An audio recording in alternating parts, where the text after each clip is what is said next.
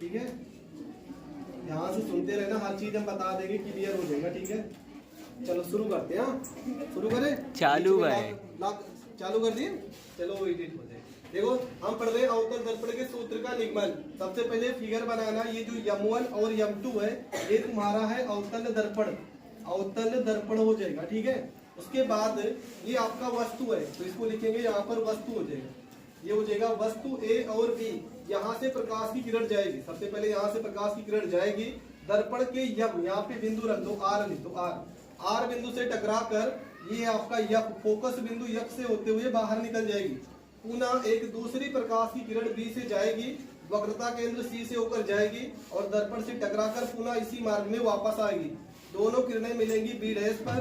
A dash B dash वस्तु AB का प्रतिबिंब बनाता है। ये तुम्हारा है वक्रता केंद्र, हर एक वैल्यू का नाम लिख रही हो जाएगा वक्रता केंद्र। ये हो जाएगा फोकस बिंदु हो जाएगा, फोकस बिंदु हो जाएगा। और ये तुम्हारा प्रतिबिंब हो जाएगा, प्रतिबिंब हो जाएगा।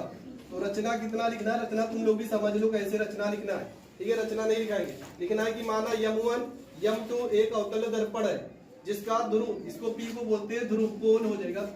ये ध्रुव आपका हो जाएगा P। तो लिखेंगे इसको बोलते हैं मुख्य अक्ष, ये जो सीधी लाइन खींची गई है इसको बोलते हैं मुख्य अक्ष। तो लिखेंगे मुख्य अक्ष पर एक वस्तु AB रखी है और B से प्रकाश की किरण जाती है, दर्पण के R बिंदु से टकराकर फोकस बिंदु से होते हुए बाहर निकल जाती है।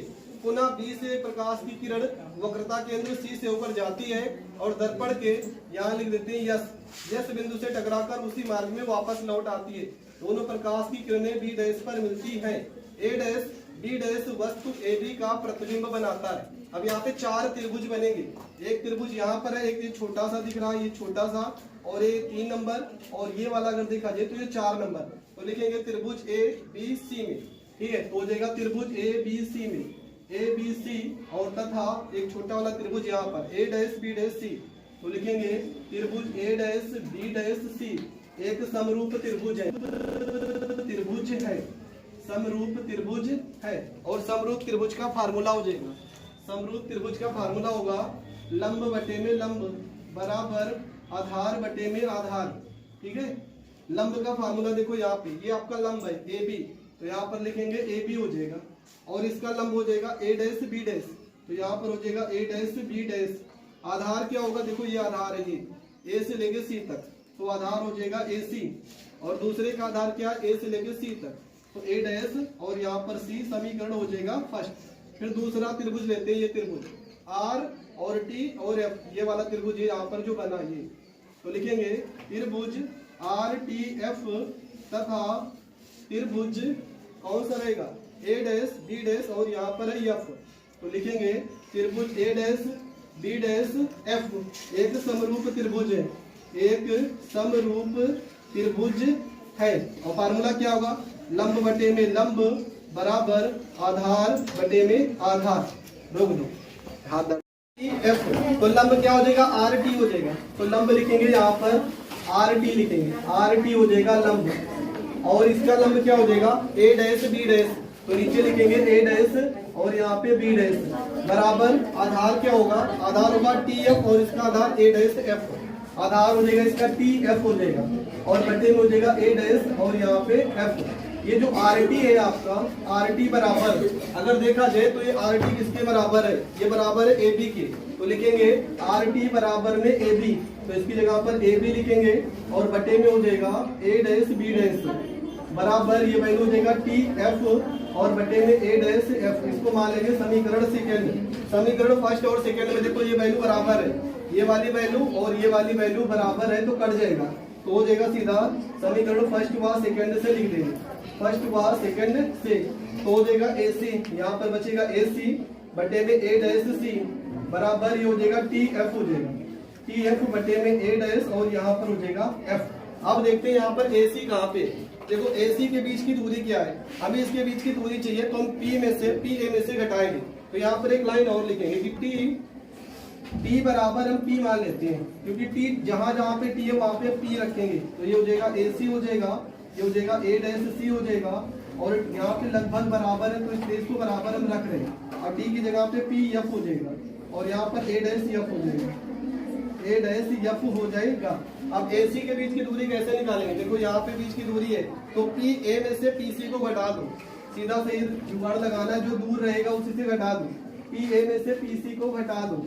उसके बाद लिखा A डैश C, देखो A डैश यहाँ पे है, C यहाँ पे, तो P से दूर C है, तो PC में से PA डैश घटा दो, PC में से PA डैश घटा दो, PA डैश घटा दो, बराबर। इसके बाद आएगा PF का मान, डायरेक्ट हमें रेट पे रख देंगे PF का मान, और नीचे आपका A डैश F, तो A डैश यहाँ पे, F यहाँ पे, P से दूर है A डैश, तो PA डैश में से PF घटा दो, PA डैश में से PF को हटा दो।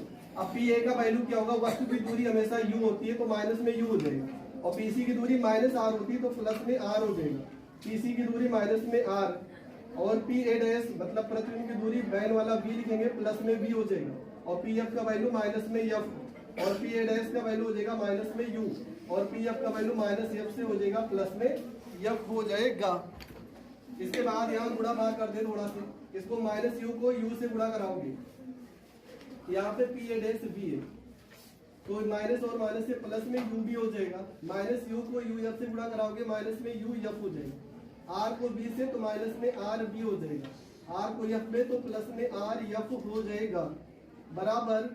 माइनस F को R से गुणा कराओगे, RF हो जाएगा प्लस में, माइनस F को B से तो माइनस में B, और यहाँ पे F, देखो ये प्लस RF इधर भी है और इधर भी है, कट जाएगा, इधर बचेगा UB, बराबर ये माइनस UF है, इधर भेजोगे प्लस में UF, ये माइनस है तो प्लस में RB, इधर माइनस में BF है तो माइनस में B और F हो जाएगा। हम क्या करेंगे, यहाँ पर UB हो गया, बराबर में UF हो गया। R का फार्मूला होता है BF, ठीक है, R बराबर फार्मूला होता है 2F होता है, तो R की जगह पे यहाँ रखेंगे 2F, और यहाँ पे B हो जाएगा, माइनस में BF हो जाएगा, हो जाएगा UB बराबर UF हो जाएगा, 2BF में से BF घटाओगे तो BF हो जाएगा। दोनों बच्चों में UBF से कर दो भाग, UBF से कर दो भाग, UBF, तो यहाँ BF से ये BF कट जाएगा, UF से U और F कट जाएगा, UB से UB कट जाएगा, और सिद्ध हो जाएगा तुम्हारा 1 में F बराबर 1 में B प्लस में 1 में U, तो ये हो जाएगा सिद्ध।